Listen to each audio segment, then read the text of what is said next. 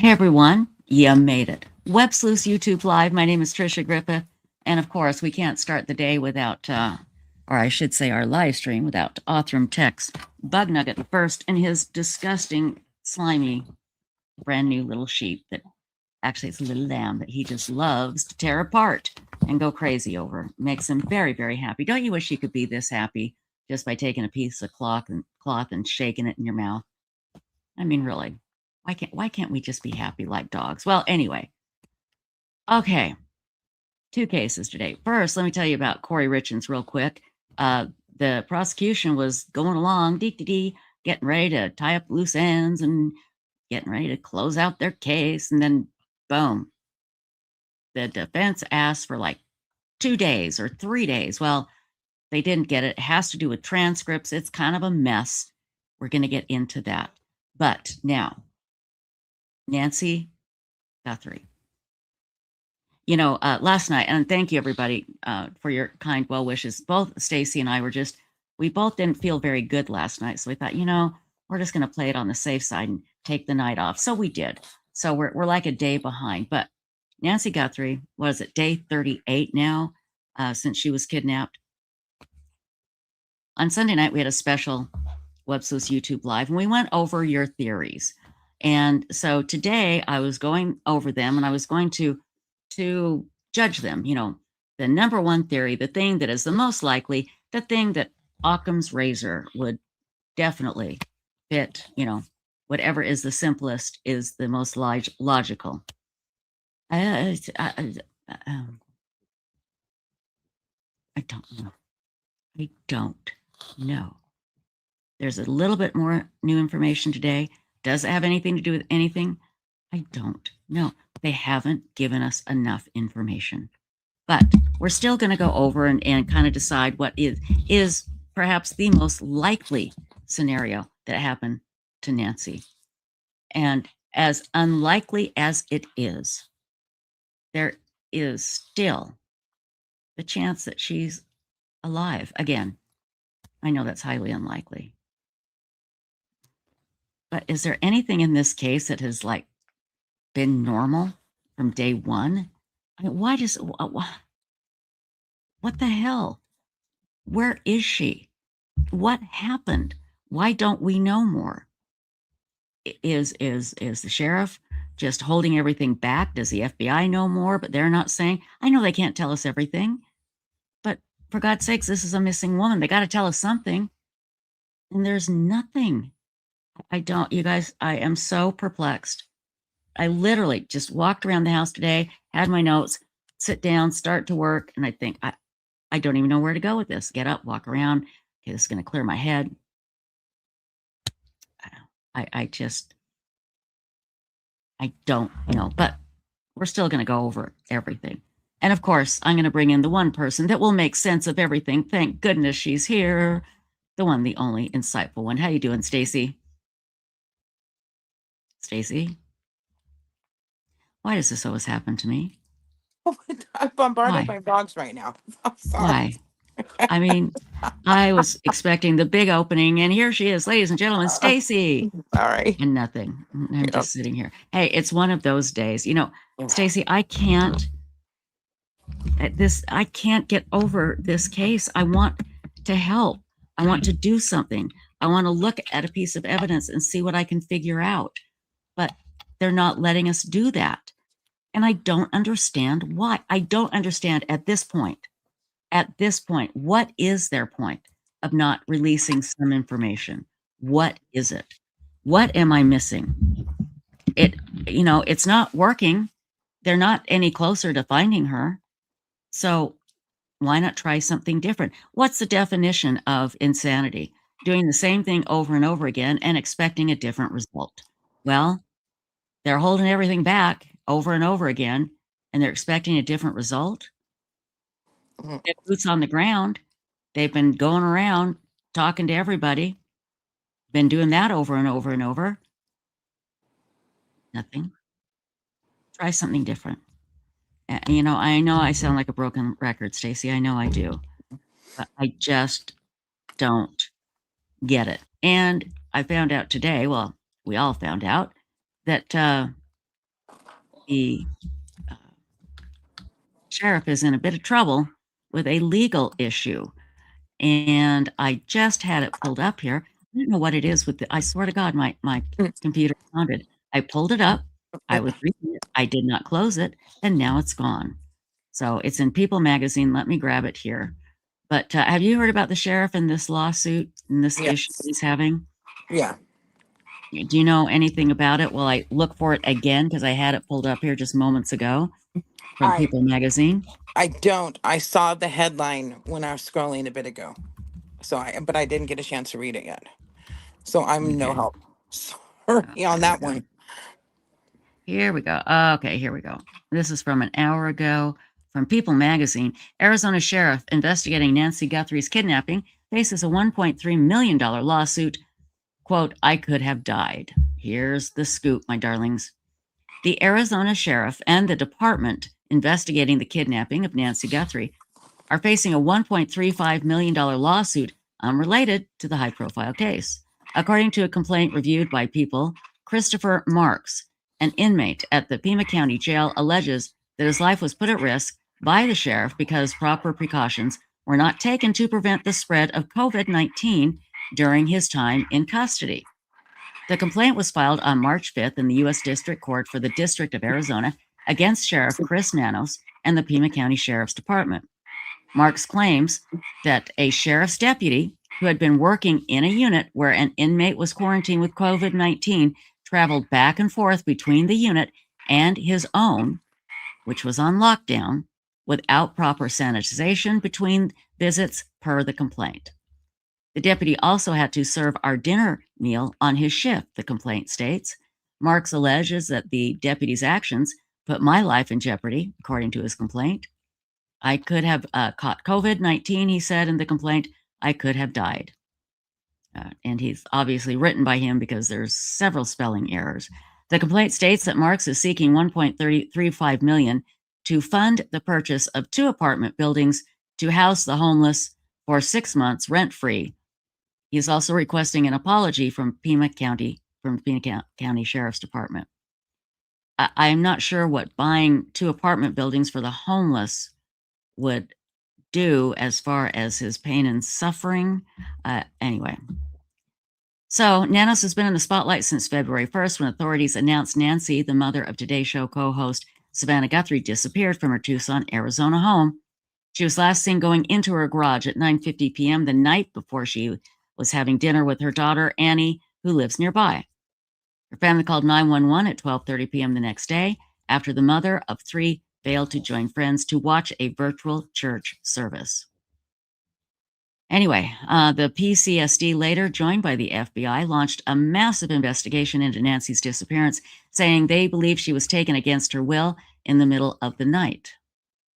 Concern for Nancy deepened when Pima County Sheriff Chris Nanos revealed that blood spatter found on the front porch belonged to her. Even more chilling were Nest camera surveillance photos and video footage authorities released on February 10th, showing a masked armed man on Nancy's front porch in the early morning hours of February 1st. Well, and we know the rest, everybody. Now, is this lawsuit causing the sheriff to, I don't know, not concentrate as much on the on Nancy's case? I don't know. He's got other cases he needs to handle too. You know, other law enforcement, other crimes that he needs to take care of, and nothing's being done. So let's go over the list here of what could have happened. A pre-planned, targeted kidnapping. Okay, let's say it was that. What is that based on?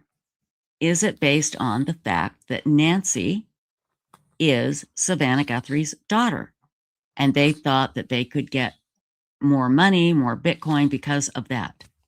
Was it based on the fact that Nancy Guthrie had some very, very vocal things to say about ICE and President Trump, and therefore it was somebody that was angry at Nancy and for some reason thought that would be the thing to do? Is it somebody that's targeting Savannah? That's what a lot of people in that I've talked to in the media think. They think it's targeting Savannah, that this is meant to hurt Savannah. This is targeting Savannah for some reason. But why? I am sure they have gone through all of Savannah's crazy letters, which I'm sure she gets, emails, whatever, from the public, and they've investigated those. Okay, so we have targeted. Again, there's several different reasons why she could have been targeted, if that's what it is.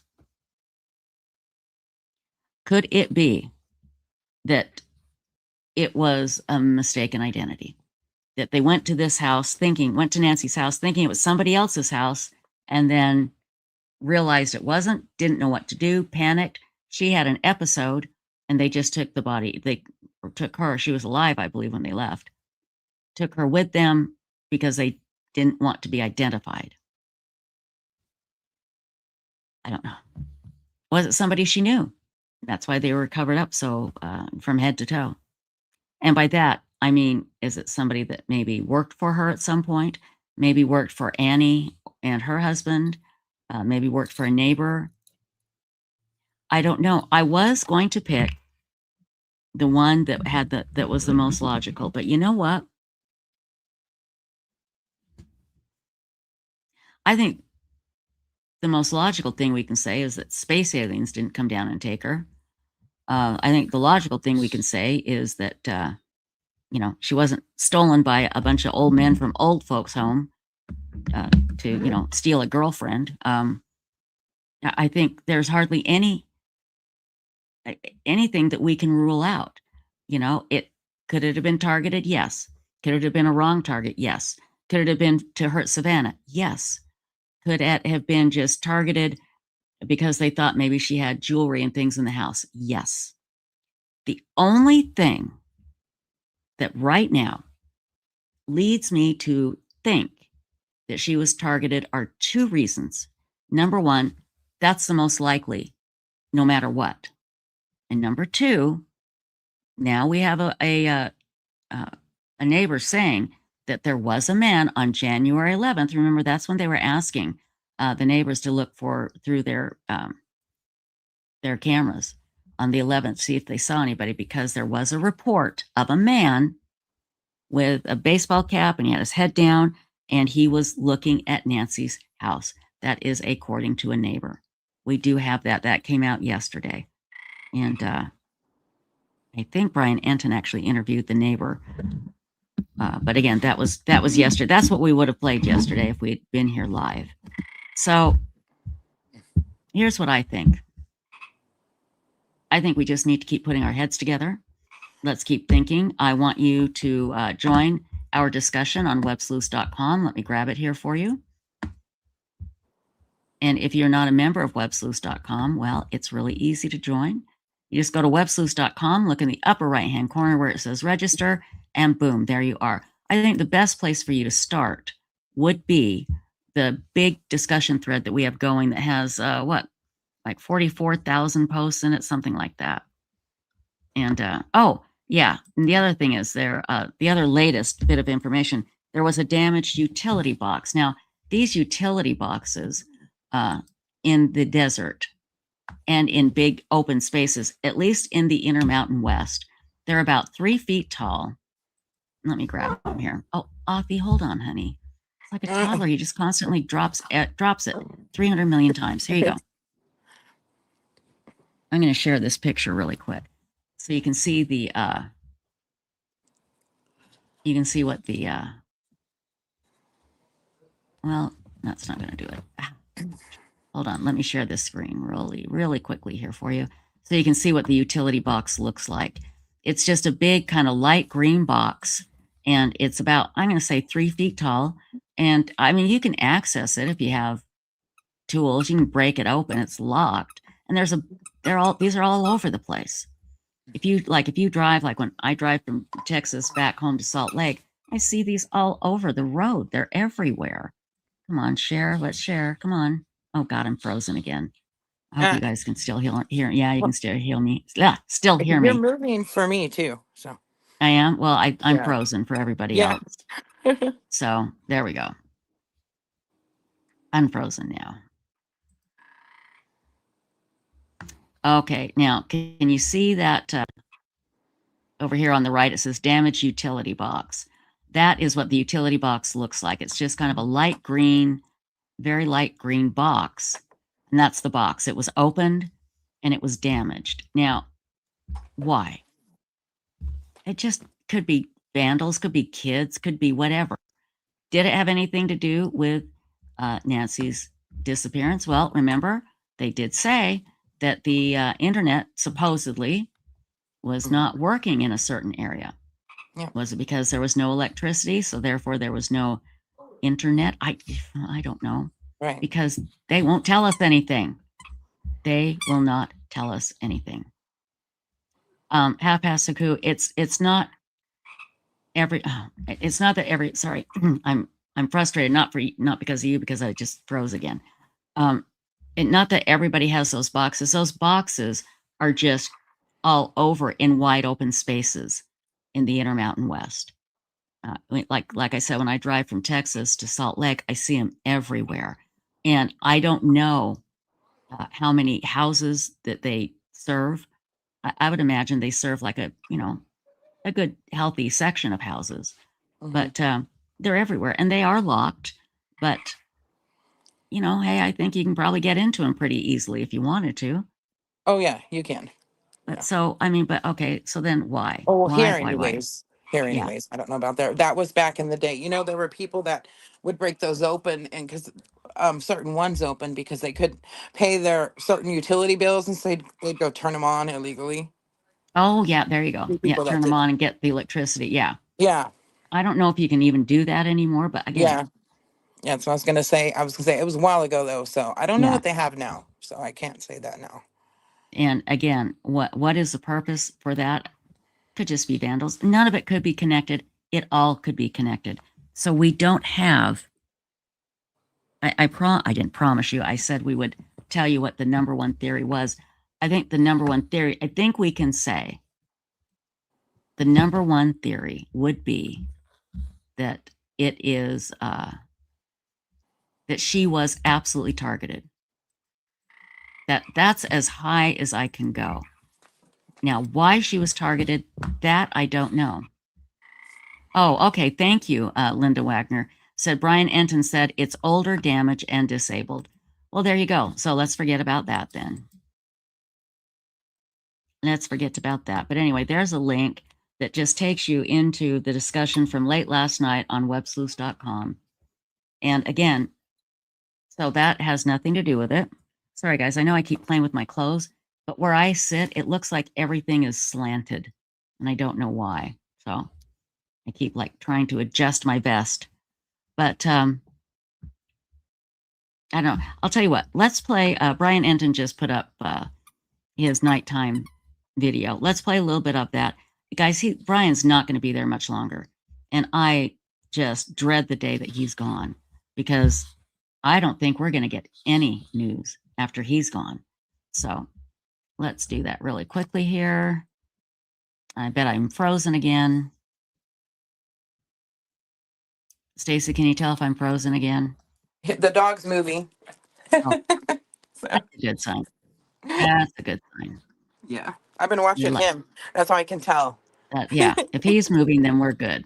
Then we are good. Oh, shoot. I think I am going to be frozen Well, again on the board right now. I mean, I'm not on the live stream. Can you see me, Stace? yeah. Stacy? Yeah, I can Am I see you. frozen? Am I Not for frozen? me. Okay. Oh my God. Well, What's because happening? my whole computer's frozen. So Oh shit. hold on. Okay, there we go. Okay, now let's see here. We're just going to play Brian Enton just for a little bit. I'm so just disappointed that I couldn't figure out what direction we could go in. I can't figure it out. It's making my head hurt. I think it is targeted, but why? I don't know. I don't know. So all I can say, what I feel is the most likely most likely scenario is this: Nancy Guthrie was targeted. That's as far as we can go. And I could be wrong. Absolutely could be wrong. So let's play a little bit of Brian Enton here. And this is where they tell, the neighbor tells this weird story about the FBI coming, and then the FBI saying, no, it wasn't me and us. And then they come back and say, well, yes, it was. And it makes your head spin. So here we go. Really appreciate it. Please click to subscribe. Appreciate all of your support. It is day 38 in the search for Nancy Guthrie. I'm in Nancy's neighborhood right now. It's pretty quiet. I haven't seen any like FBI or Pima County Sheriff's detectives out here the last couple of days. I'm continuing to follow up on what I brought you guys yesterday, the neighbor who had two really interesting things to say. First of all, the suspicious person that she reported seeing back sometime around January 11th. And then also what happened to her sister, which is what's really got me just like kind of been thinking like nonstop about the FBI coming to her sister's house, and then she didn't really think they were FBI. And then the detectives told her that they were not FBI and did a whole investigation, but then later told them they were FBI. Very strange situation. We reached out to the FBI today and they said no comment because this is an ongoing investigation. But I wanted to talk to retired FBI agent and my friend Maureen O'Connell about these latest developments to see what she thinks, just because, again, I found them to be so bizarre. I'm joined now by Maureen O'Connell, retired FBI special agent. It's nice to see you, Maureen. Always good to see you, Brian. How are you today? I'm good. How are you? Good. Are you good. feeling better? I am feeling better. Yeah, I'm coming back. I'm coming back to life. I was just telling someone I've never had one of those IVs before where they come and they give you like when you need hydration, you know, and I didn't want to do it, but it really helped. It was really good. They say that everybody says that helps quite a bit. Yeah, I think it did. A couple of things I want to ask you about, Maureen, with the neighbor who I interviewed. She had a couple of really interesting points. First, she told the story about her sister who lives down the street, also in the neighborhood, and that the FBI, who she thought was the FBI, showed up at her house, and then she was concerned that they weren't really the FBI. Come to find out later, she found out that they were the FBI. Let me play you this part, and then I want to see what you think about it. They did go to my sister's house. Did they? Yeah. And she said she lives right near here, too. She lives right up the street. They went to my sister's house on the second Friday night after Nancy went missing at like 7:30 at night. It was raining with hoodies on, black hoodies, and we're tapping on her windows and frantically ringing her doorbell, and she answered it. I don't remember if they asked to come in or if she just offered for them to come in. It was raining and it was cold.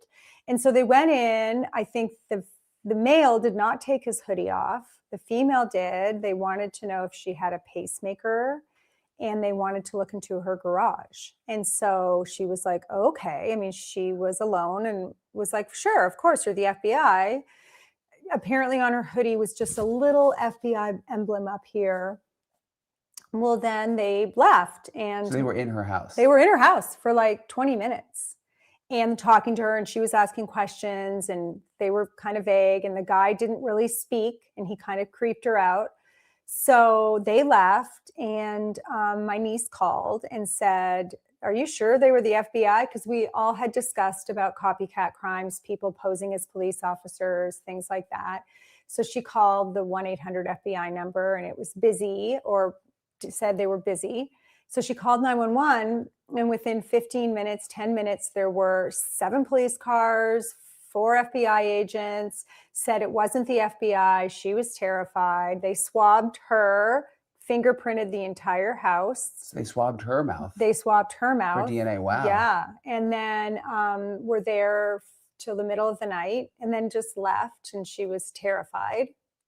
So the next day at about 3 o'clock in the afternoon, she got a call from the large group of FBI agents that were there and said, oh yeah, by the way, that woman was an FBI agent. We don't really know who the guy was, but she was, so you're fine. And she was like, no, I'm not fine. I'd like to know exactly what's her name. Tell me more about it. They were in my home. And it's so why would they have swabbed her and done fingerprints in the whole house? Because I think in the beginning, the two entities weren't talking to each other properly. I think the FBI and the sheriff's department were not communicating. So what do you make of this, Maureen?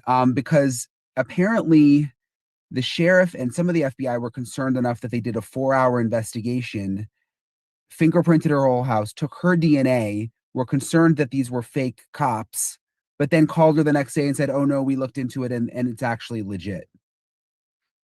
Well, it was interesting to say the least, but initially when we go to the door, we always show our credentials, and it's not like your typical badge. It's not like your typical police identification card. You're not wearing uniforms. As you said in the clip, or she said, they had just a small insignia that said FBI on her hat or whatever. And that's just the merch that we have to buy most of that out of our own pockets to wear that. So my thought is this: they were assigned an area on a map or wherever, like, hey, this block, we're going to do this block. And maybe this particular house was scheduled for the following day or something. I don't know. And they just were trying to get everything. I don't know what happened. All I do know is when we go to the door, we're trained to show our identification. And the identification is a dual placard that opens up and it says FBI on top, and on the bottom, your photo and your name. But it is something that most people have never, ever seen before. So maybe she just didn't notice it, or was listening, or it was cold out, whatever. And then she invited them in. With their jackets on and with it being cold, you're not going to really see their badge. And we have notoriously small badges, which other law enforcement entities always make fun of us for. And we always admit that we do, in fact, have badge envy, especially when you're here in LA looking at LAPD badges, the coolest badges around. But so they went in and did what they were supposed to do. Now, you have to write a report when you do stuff like that. Obviously, these guys were there for several hours, and we in the bureau, you've got 5 days to write your report. In a situation like this, they're going to say, hey, write your reports as soon as they're done. We need to get this, we need to keep everything up to speed so that we're tracking everything that's going on, because all these leads are being tracked. That it just didn't make it to the analysts and the professional support personnel that were annotating all the leads that were out and the leads that were being covered. So to, fingerprint her whole house and all that. And I didn't really understand the bit about the, I mean, maybe you can clarify the bit about the pacemaker. That's I a don't really good understand what that point. was about. Yeah, I don't either. I was wondering what you thought about that. They were asking if she had a pacemaker. I wonder don't why. know what, unless they had some kind of an RF analyzer that can tell you how strong that signal was, because they just wanted an answer quickly. But that's odd to me. I don't know what that means. We'll have to wait and see what that means. Yeah, and I'm trying to talk to her a little more today to get some more info. But just the fact that they came, so she calls 911 so basically she calls her sister and I think another family member after these two FBI agents leave, and she's like, there was just something weird. There was just something weird about I don't know, especially the guy weirded her out. And she's so, and it was her sister who said, you should just call the police if you think there's something weird. So she calls 911. And then they respond, and she said with 7 deputies plus more FBI. And she said 4 hours in the house fingerprinting, and they said, we don't know who these people were who were in your house. Oh, so it wasn't the FBI agents that were lifting prints. No, I gotcha. All right, now that makes more sense. This was in response to her saying, that makes more I think sense. these were fake cops. And then the FBI and the deputies responding and being like, yeah, we have no record of these people. They were fake cops, and we're gonna do this whole thing. They were there for 4 hours, fingerprinting everything, took her DNA, left that night, and she went to bed thinking, oh my God, there were fake cops in my house. Freaks out. So they took her DNA because they were gonna they were looking for the DNA of the 2 people they thought were possible offenders. This happened, it's not uncommon. Well, let me finish because I want to make sure you know. So then leave at night, and she goes to bed freaked out. I let fake cops in my house. And this is right after Nancy Guthrie disappeared. This is all, they're in connection to the Nancy Guthrie case. 3 p.m. the next day, they call her and say, oh, just so you know, we did more checking, and they actually were legit. The woman was definitely real FBI, so we can all move on. Okay, so sorry, what were you going to say? So she submitted, the FBI female agent submitted her report. It flagged in the system that it was in fact an FBI agent, and probably Could have been an ERT person with her or someone else that's not a sworn law enforcement officer. I don't know why he didn't take his hoodie off when he got in the house, because in a situation like this, we have to understand that people are freaked out a little bit, and you have to do what you can to sort of calm the situation down. So that will be dealt with. I can guarantee you that. But that makes a lot more sense. So they did a buccal swab on her because they were going to compare and contrast her DNA with other DNA that they're pulling out of the house when they were trying to figure out who these fake offenders were, even though they were legitimate. Now, if you consider it, as I said, it's not uncommon for people to come upon anybody, and I mean, it's happened a number of times where fake law enforcement or fake even firefighters show up on scene. Like if you look at, if you recall back to the Palisades fire, there was that fake fireman going around who was trying to get into houses and, to rob them. So, and he came to one of my friend's house, and I briefed them extensively on what to look for, what to be aware of, and they said they could tell that he wasn't a real firefighter because of a number of things that I had told them. So that's scary, but it was a good idea, and it was a very good move to call the police and say, this is what happened. I'm frightened. What should I do? If they spoke to someone in the command post, obviously even that night, it would have been the same result, because the female FBI probably didn't even have time to write her report, let alone submit it by that night, So it happened the next day. Not great, but in a very fluid situation like this, where when I tell you things are flying around. Information, personnel, new directives, pausing old directives. I mean, it's whenever you look at any after action report for any significant event, you always see comms, or communications, but we call them comms. You always see comms as one of the number one findings of where we have issues. And this is just another example.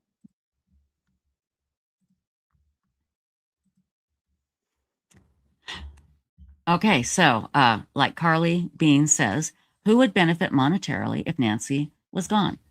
We don't know. We would assume it would be her daughter, Annie, and her husband. And I don't know if she didn't leave anything to Savannah, since Savannah was incredibly wealthy, or her other son. The problem is we don't know who would benefit. That's the problem. Now, the other thought is, does somebody assume they will benefit and therefore could be a suspect? Okay, but the sheriff has come out and has been so strong in his statement that the siblings and spouses have been cleared. Do we believe him or not? You guys, there are so many. You take one step and you either got to go right or left or up or back. Every step can go into a totally different direction. And that's why this is so frustrating.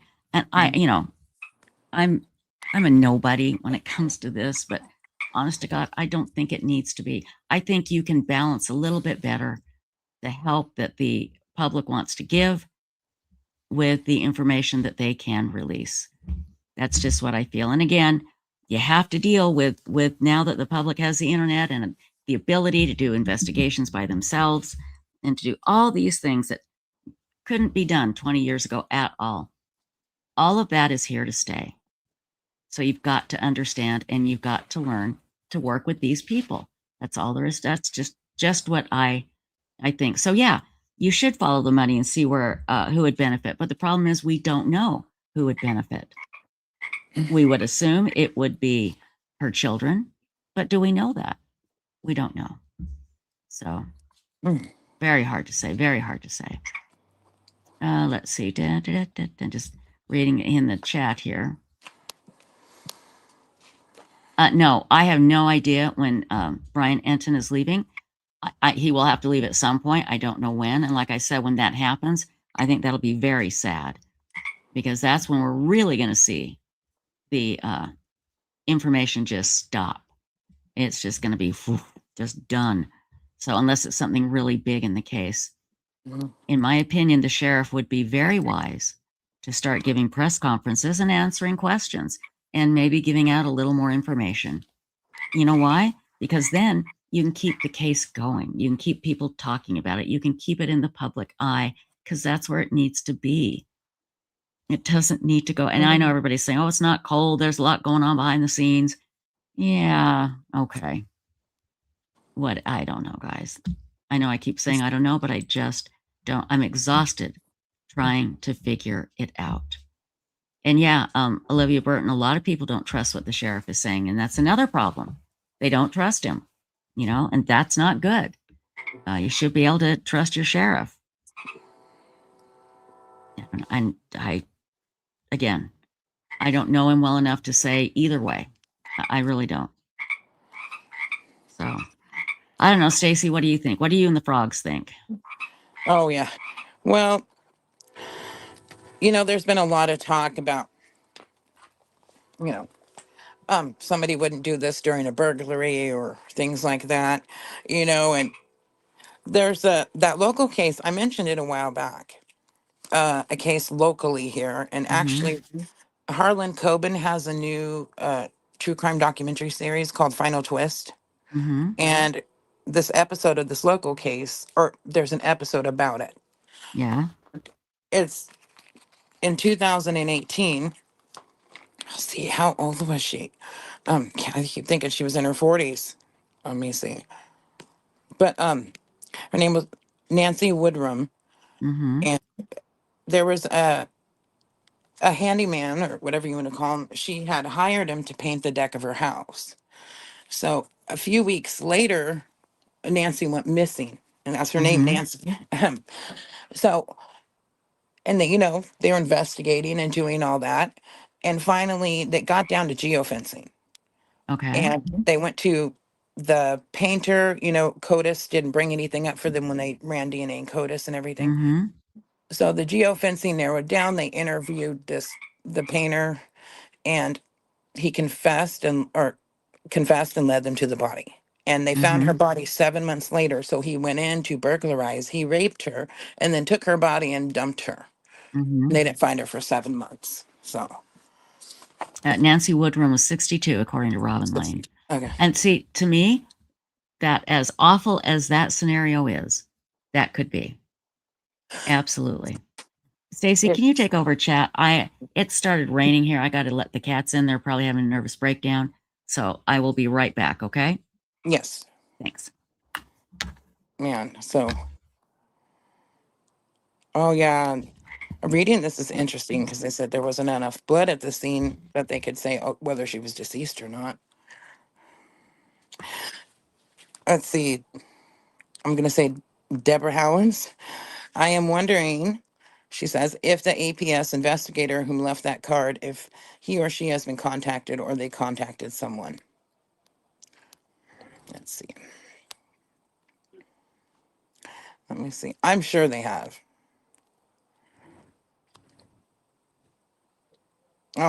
Moonlight. Yeah,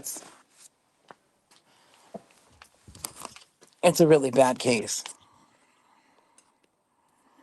Let me see. Going through comments. Yeah, Moonlight View says, rest in peace, Nancy Woodrum, my hair lady. Let me see. Jesse Roblin says, I think they have a time that they are not disclosing it. Yeah, I think right now it's DNA and digital evidence is what I think.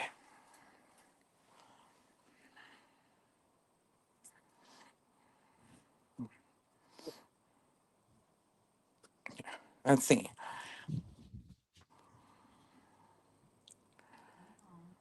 Yeah, the frogs are opinionated tonight. That's right. Excuse me.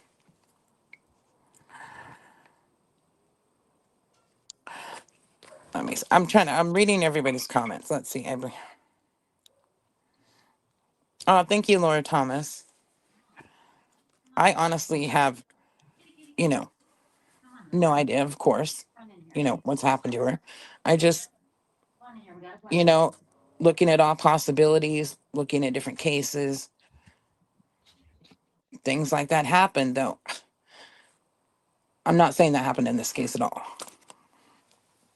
It's just, you know, when you hear about a circumstance, you're trying to find a case similar to see what the result of that case was and stuff. Let's see. Laura Nelson, yes, they do that on an initial case that is opening up if the social worker can't connect at the house for a face-to-face. Absolutely right. You know, if they show up at your house, and nobody answers the door, they'll leave a card. Some agencies leave a letter. It depends on which one. Let me see. Oh, I'm glad the sound of frogs. They're killing me tonight because I have a headache. Let me see.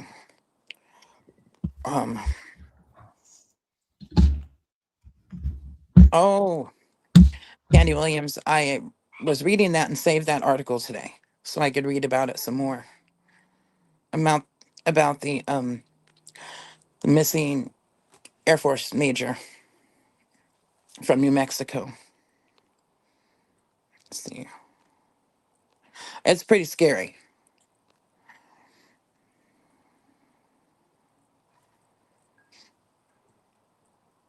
Let's see. Okay, what I missed. Yes. Oh, nothing. They were just talking about like Laura brought up that the APS worker, how, you know, if they go to your house and they don't make contact, they leave the card on your door. You know? Yes. And we're talking about different things like that. That's all. Yeah, exactly. So, and again, there was a adult protective services card supposedly left at her door at some point. Yeah, Remember they that? said it was after. So, you know, it might have been protocol because they were concerned about her and they had to go do Oh, their that could thing. be. I don't know. Right. You know. Right. Yeah. Yeah. Oh, you guys, I really did try today to come up with something solid that I could say, okay, here's where we can start and let's just go from here. But there just isn't enough information. There just isn't. We have to assume or guess everything. We know that a man dressed like we saw with a gun went in, and it's safe to assume that he took Nancy out. It's safe to assume that something happened because there was blood. So that's all we know. That's it. Guys, we don't know anything else. Nothing. They have given us nothing. Other than what today, the neighbor talking about the guy, you know, that was looking all funny. Come on, boo. I'm not letting you out because it's raining. Lilith was out and she about had a nervous breakdown trying to get in. She was screaming like she was being, you know, attacked. I know, honey, but you can't go out because it's raining, okay? I know. Oh. So read this. Elder abuse last year statistics. The financial crimes against seniors has almost doubled. Well, I believe that because I'm sure there are people that are, you know, elders are living longer. And I'm sure there are kids that are going, damn, where's my inheritance? But again, there's been nothing to suggest that that's the case here. Absolutely nothing to suggest that. Because they have money. Savannah has money. Now, we don't know the family dynamic. We don't know, you know, there could be a situation where people in the family have been asking for money like too much over and over. But again, here's the thing. Either we have to believe what the sheriff says or we don't. Yeah. We can look at both sides. Believe they have been absolutely 100% cleared. I'm talking about the siblings and their spouses. Believe that. Other side, don't believe it and think that they have something to do with it, but there's nothing to suggest that whatsoever. The only thing we have is that guy on the video, and that's it. That's it. What we have is we have a crime and we have a missing person. We have nothing else. Now there's, you know, here's what I wonder. Think about this. Everybody is, a lot of people, I shouldn't say everybody, a lot of people are saying, oh, the police have a lot more. They're just holding it close to the vest. They don't want to say anything.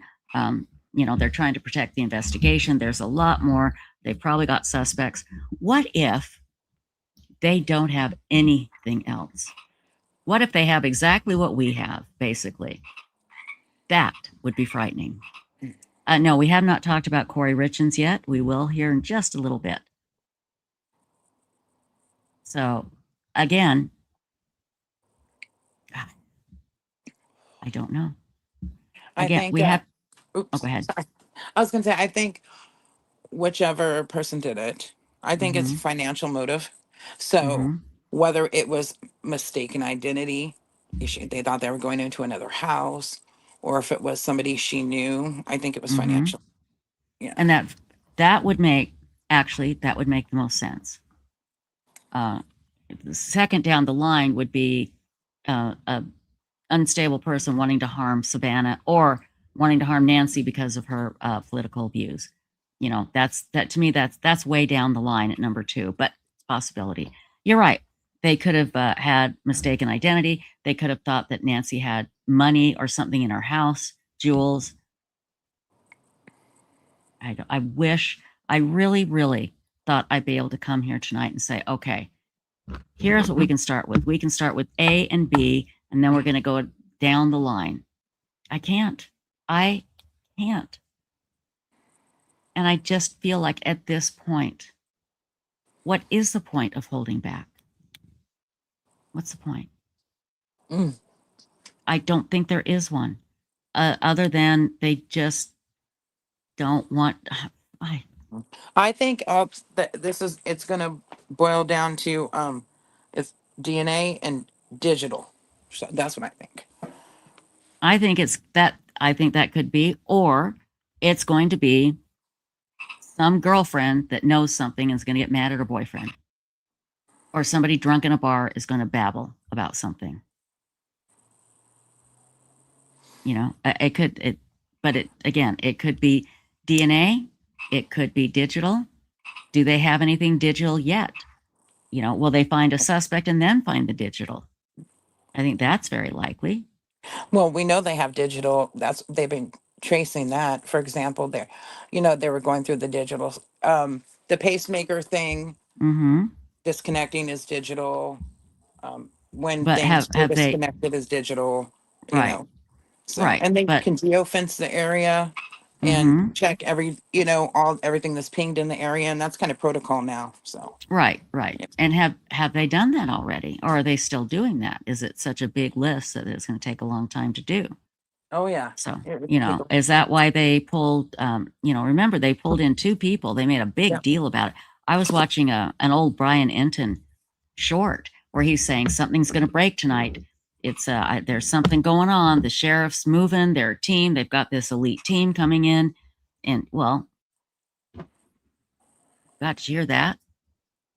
No. Ugh, there's a big old piece of thunder. They said that he said, that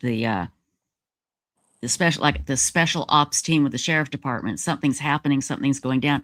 Well, this was, 3.5 weeks ago, and nothing happened. Well, they went and grabbed some people, but they let them go. But I understand why they had that strong response in case Nancy was there and they were still alive. You had to have that type of response if you thought there was a suspect. Yep. So I get it. I absolutely get that. Let's see. Carly Bean says, I do believe they have thousands of agents combing through footage from the Yep. cameras, but it felt disheartening. They still have 5 to 10K hours left to watch. Wow. Oh, yeah. Because they have to go back and then they go forward and then, at the time. So they'll have all the CCTV or camera footage and people just sit there in rooms and that's all they do is just watch it and see if they can connect anything from it to anything else they have. Right. Very long time. Yeah. Linda Wagner, yes, he absolutely came out and said nobody was Yep. cleared. Absolutely not. And then he said that over and over and over. And then the next day, 24 hours after he was saying that, one of the many times he was saying that, he came on and said that absolutely the kids of Nancy Guthrie and their spouses have been cleared and to quit acting like they're suspects. And he got all mad at the media. And it's like, well, you're the one telling us they're suspects. What are we supposed to do? Well, When you say nobody's been cleared, then guess what? The people that saw her last would be the highest on the list of suspects. And until he said that, that's why everybody was talking about them like that. So, Well, yeah. So what I believe, and we reported on the show before, is he came out and said they were cleared first, and then later said nobody's been cleared. no, he didn't. He may have said nobody's been cleared now, but he can't. No, for the longest time he said nobody's been cleared, nobody's been cleared, nobody's been Yeah. cleared, nobody's been cleared. Then he came out and said they've been cleared, and he was very specific, and said these people have been cleared. Quit. Media has got to act responsible. Quit treating them like suspects. So has he come out since then and taken that back? Yeah. Well, yeah, that's what. Taken that back? I don't think he hasn't taken it back. I think he's saying nobody's been cleared other than those guys. I don't think he's taken it back. He just hasn't said that. You know what I mean? He just hasn't said nobody's cleared other than those guys. Here, I'll tell you what. Let's look up. Let's see when the last time he said that was. Right. That would help. So hang on. Because yeah, he could have said that yesterday. Yeah. But he was very, very adamant I know. that, and so if they are not cleared, he should come out and say, I was wrong. They're not cleared. Because he was mad at the media. So hang Yeah. on here. Okay. Yeah. So that's what the chatter was saying, that he came out after and said it. So Mm-hmm. that would be important for us to figure out. Well, and he could have, but that doesn't mean that that he took back what he said. You Right. know, because that's not clear at all. Okay, I put, Dear Sheriff. I'm not writing him a letter. Jeez. Sheriff said,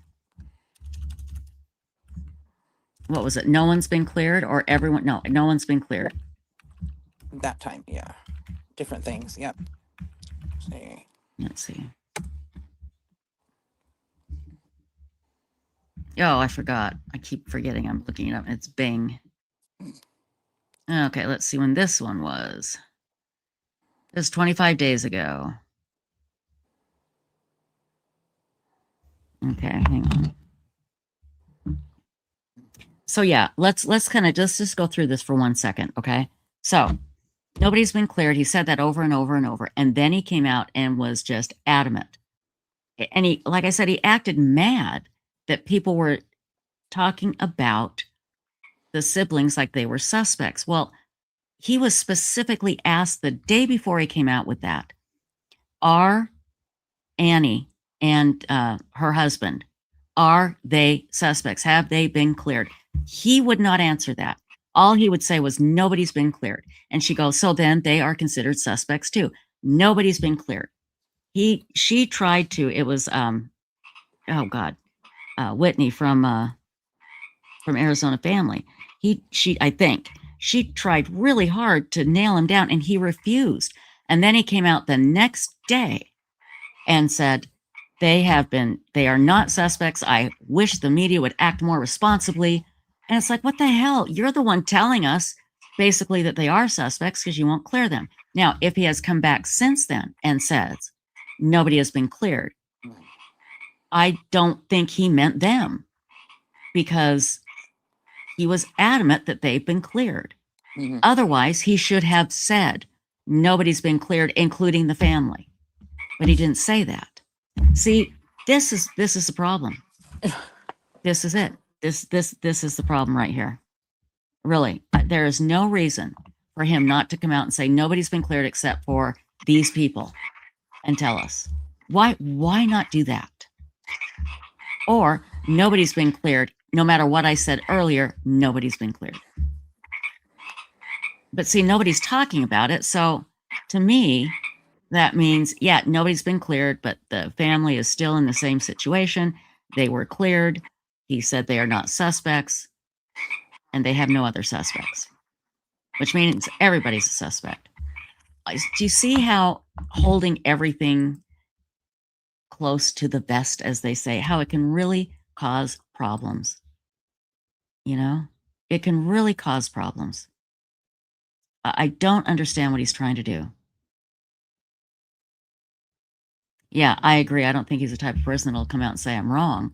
But to say that they've been cleared and then to come out and say nobody's been cleared, he's giving interviews Are reporters asking? I don't see reporters asking him this specifically. I don't see him ask him anything like this.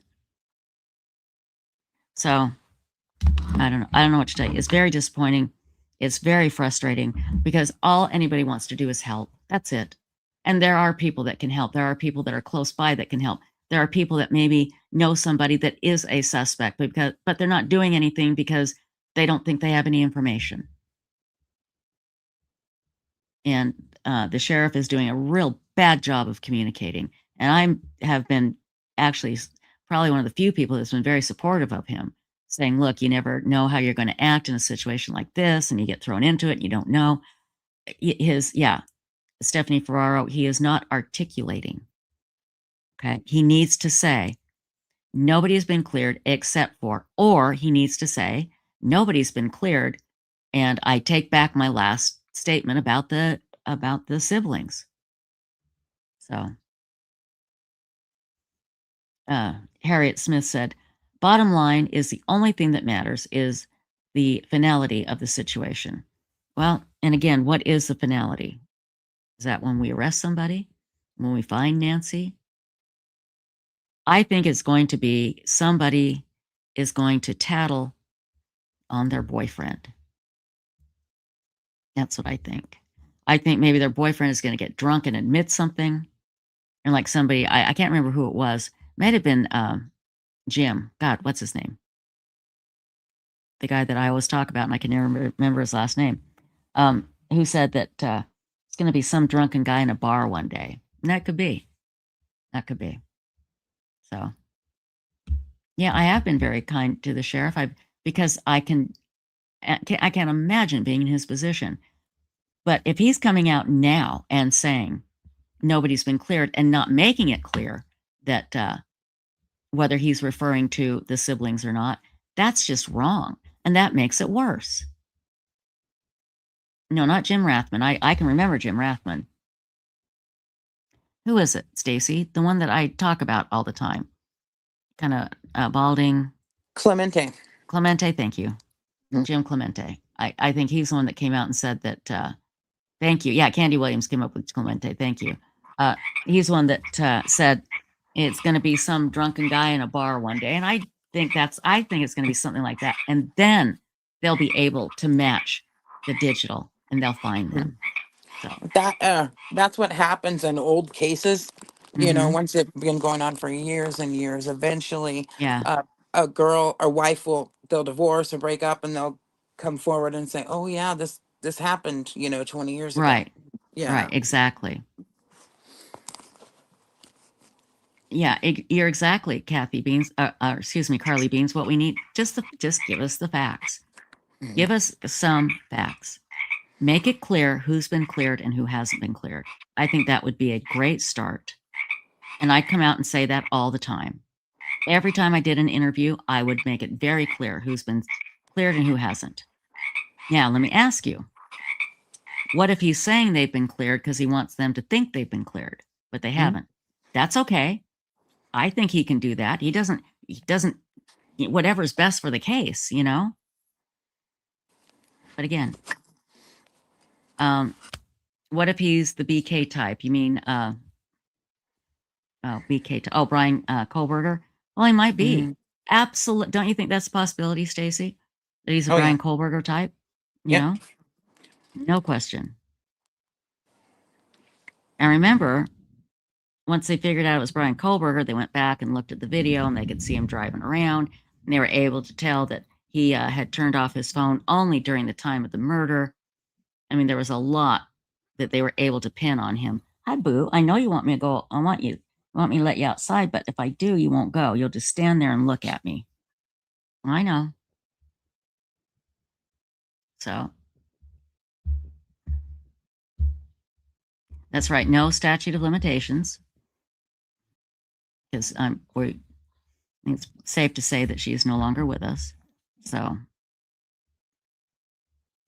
absolutely, and Moonlight View could be a deep-seated grudge. Is that where you were going? Oh no. What were you gonna say? I was going to say, and also as we talked about before, you know, somebody could be cleared now and then evidence pops up later that changes things. Absolutely. Here's the thing. Anything can happen. I know, isn't the boo great? His official name, you know, when he's when we have to take him anywhere and sign him up for anything, it's boo to boo to boo boo boo boo boo boo boo boo boo. Jules and me, the pond. Oh, sorry. The pond is in my backyard. My dad built this pond years ago. And the frogs just showed up, right? Like you built it and they will come type thing. Yeah. Well, we've always had them here because I grew up on this street and it used to be all fields behind us before they built houses. And when I was little, the neighbors behind us, I used to go get frogs from their yard and bring them home all the time. Little Oh, ones. Yeah, little ones. So they've always been around here. well, now they have a home. Hi, Boo. Yes, you're a good boy. I know you want to go outside, but you can't. No, you can't. Anyway, so there you go. There's my big fat, oh, well, we can't decide anything. But the great thing is, you guys, you've got to read this discussion thread on websleuths.com. It is incredible. I'm going to put a link in that's started, from yesterday afternoon. But there's over 40,000 posts on this discussion thread. I don't know, Stacy, have you had I know you haven't a chance to read the whole thing, but have you been reading the discussion thread on Websleuths?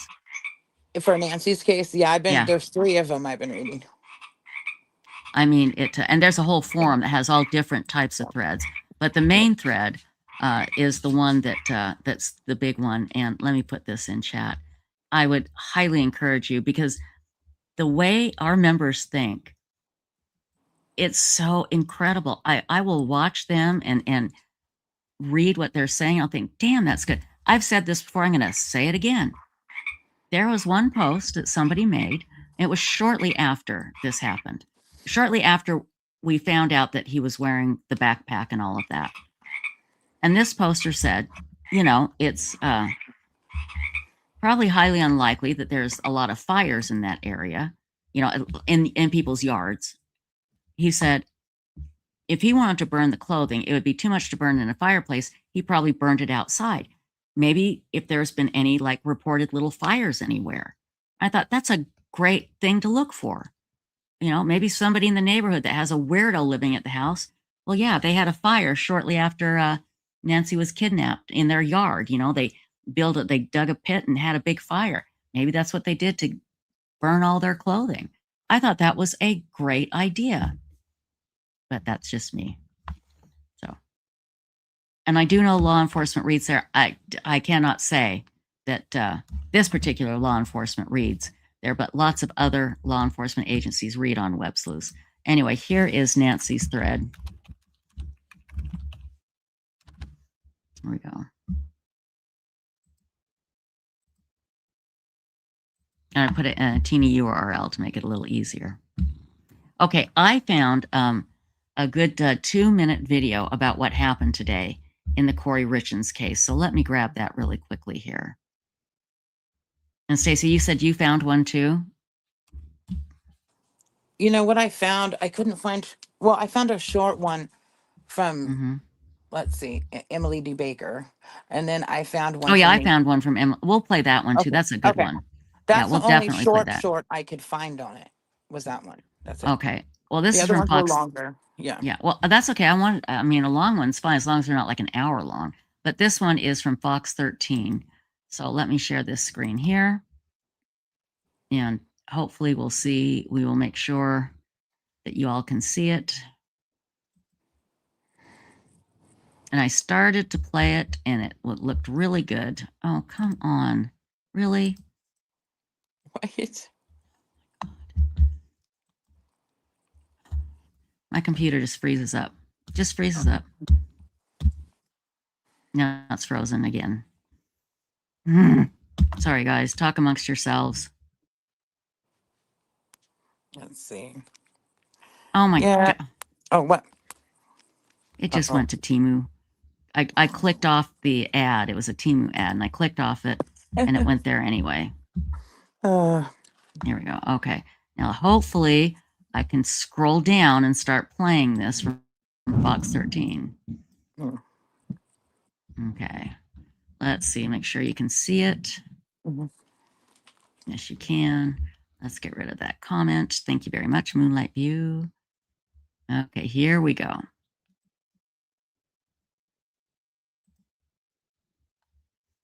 Hopefully, with any luck.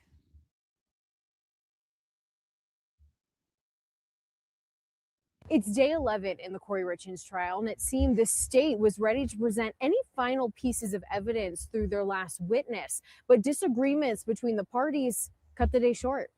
Attorneys, along with the judge, worked out legal issues for roughly 3 hours Tuesday morning. The state was looking to call their final witness, Detective Jeff O'Driscoll. A key piece of evidence, the walk the dog letter Kouri wrote to her mother that was found in her jail cell, came up. The defendant has said that this 6-page walk the dog letter was part of a 65-page fictional manuscript. That is untrue, and we could prove that by proving how it was recovered. The issue is that the jury's not supposed to know that Kouri has been in jail. The state proposed that they would ask O'Driscoll if portions of the letter were only recovered from a book found in Kouri's personal belongings. I don't plan to object to that question because I don't want to get into the fact that it was her cell was rousted. But the biggest disagreement came from the state seeking to present portions of an interview housekeeper Carmen Lauber had with Detective O'Driscoll. To show Carmen Lauber's motive. Oh, come on. And that she was not motivated by Detectives O'Driscoll and Maynard bullying her. This comes after Lauber's testimony, when the defense claimed law enforcement told her what to say. But the defense claims the portions the state chose does not accurately depict what happened. They have taken very small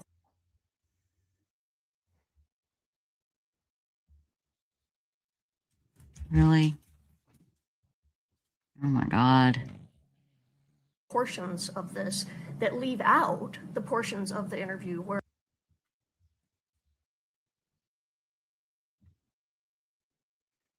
Sorry, guys. I have a huge thunderstorm here, and I think that's part of the problem. Thunderstorm and lightning and all of that.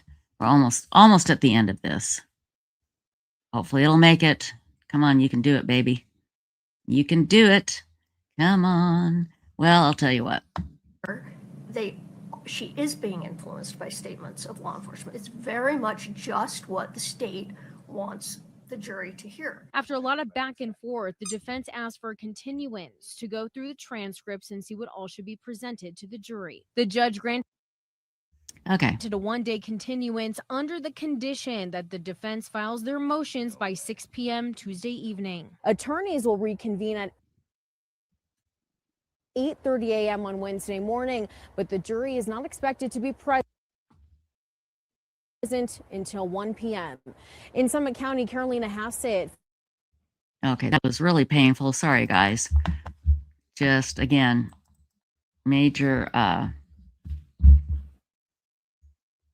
storm issues here, but we do have Emily D. Baker somewhere, but she did a really good short today about this. It was excellent. Here it is. Hopefully this one will play okay.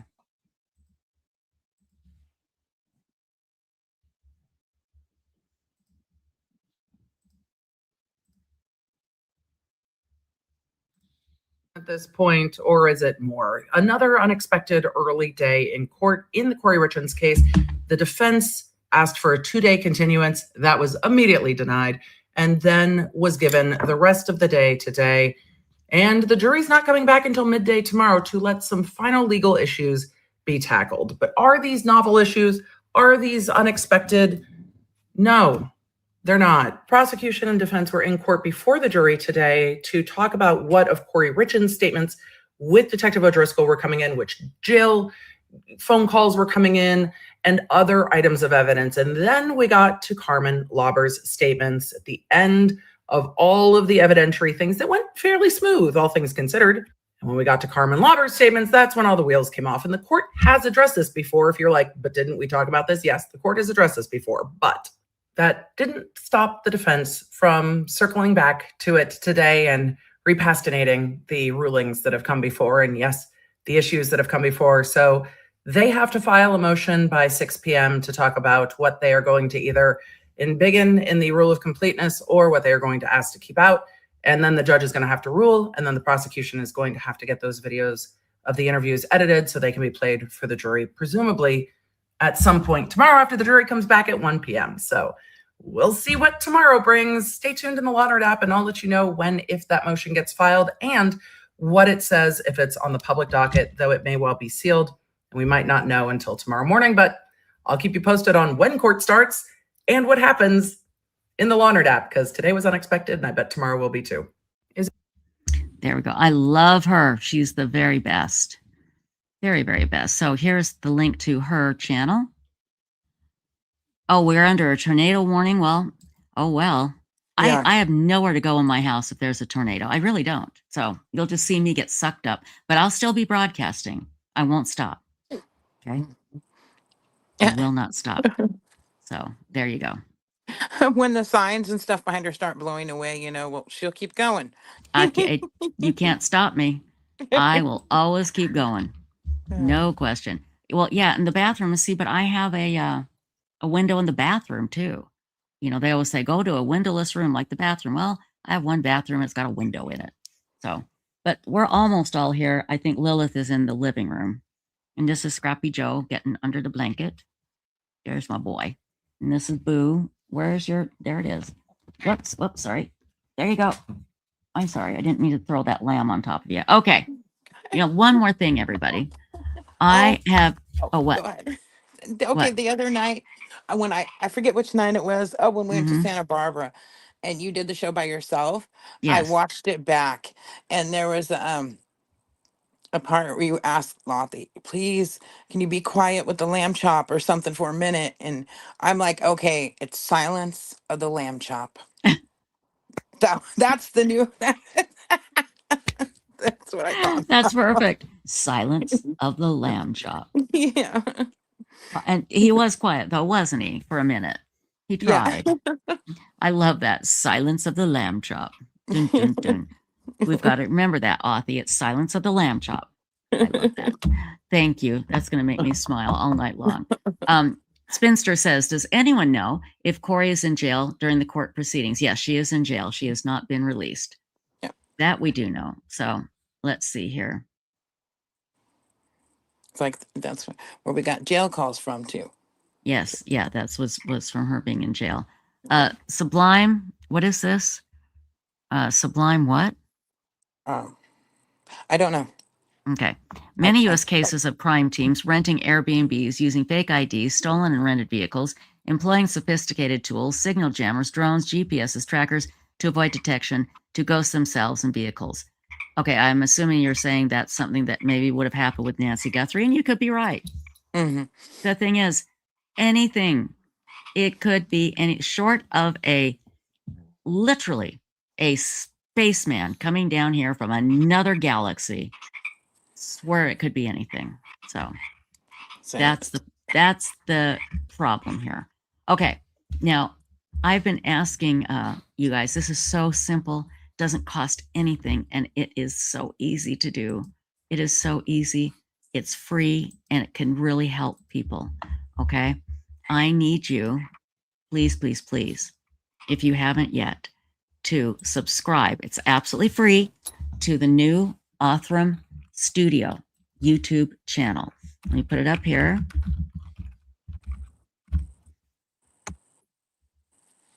Okay, now what they're going to be doing, our good friends, David and Kristen Middleman, the ones that created Othram, they are going to be telling their stories of these amazing cases that they have been able to solve with the DNA testing that they have done. And this is going to be such a great YouTube channel. So I'm going to put the link in chat one more time here tonight. They only have like 370 subscribers. I'm trying to get them to 1,000 before they put their first story up. But I mean, the stories they have are so Amazing people. Let's play their trailer right now.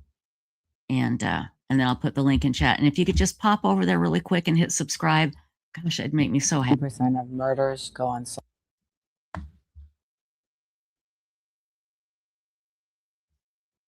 Living in a society where 50% of murders go unsolved sounds terrifying.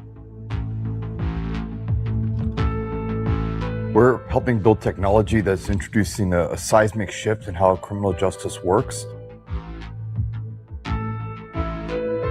If there's DNA evidence, there's a good chance that the case can be cracked, that the identity can be restored. And that's what we do here at Othram.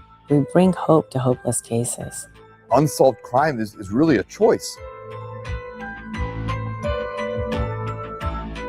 We wanted to start bringing some of the stories that we've uncovered as we work these cases with law enforcement to everyone. Showing the cases that are resolving that were previously unsolvable. We want to tell these stories and deliver them directly to you, which is why we started our own channel. They located a female who was deceased. She was naked. She had no identification with her. We met with the medical examiner's office in Harris County and attempted to recover some evidence. From that point, the case went cold. I think it was so horrible of a death. We have young kids, right? And so seeing a teenager in that state is devastating. I just remember my husband was no longer the same at all. I don't believe that anybody other than Othram has been able to get DNA the way that they extracted DNA in this case. We want people to know what's possible.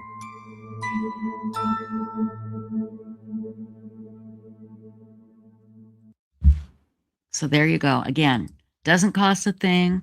Link is right here. I've put it in the description. I've put it in the chat. I'll put it in the comments underneath. Please, please, please go hit subscribe. I would love for David and Kristen to have 1,000 subscribers when they start. That would be amazing. I think that's it. I want to thank our wonderful moderators, Lynn Jen 2, Detective's Daughter, Moonlight View, Lisha Gallegos, also Love and Coco, and oh my gosh, there's one more I forgot. Moonlight View. Who did I forget? Who did I forget? Oh, Four Sons Mom. Four Sons Mom, of course. There we go. I got everybody, hopefully. Anyway, so everybody, we're going to be back tomorrow night. I don't know what we'll be talking about. I really hope we have some new news on Nancy Guthrie. I really do. And in the meantime, just put your heads together. Go to websleuths.com, join the discussion, and let's just keep talking about it. See what happens. Any final thoughts, Stacy? Too many to discuss at the moment. I get you. Yeah. I understand. Okay, everybody, we'll see you here tomorrow night, 10:30 Eastern on Websleuths YouTube Live. See you then. Bye-bye now. Bye.